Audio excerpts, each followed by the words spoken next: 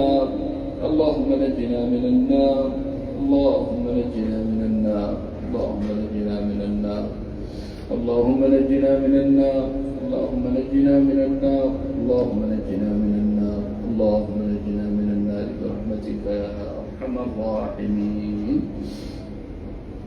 اللهم إنه بلغنا عن حبيبك محمد صلى الله عليه وسلم أنه قال: حرم الله على النار من قال لا إله إلا الله يبتغي بذلك وجه الله، وإنا نقول لا إله إلا الله.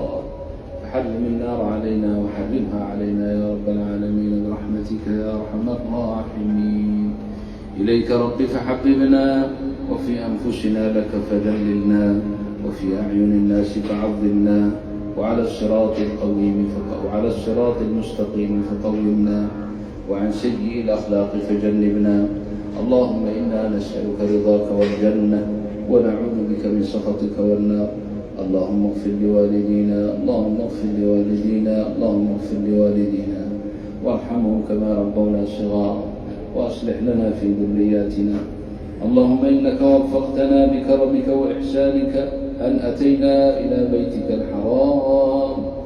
اللهم لولا سبق إذنك وكرمك وإحسانك لما أتينا ولما اهتدينا ولما صلينا ولما حجينا، فبسبب رحمتك ارحمنا يا رب العالمين.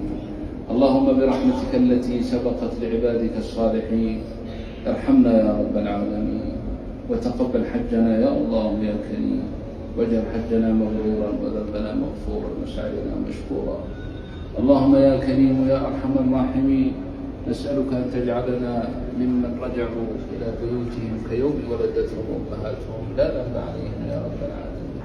ثم وفقنا للسماح لصالح الأعمال فيما بقي لنا من الأيام. اللهم وفقنا لصالح الأعمال فيما بقي لنا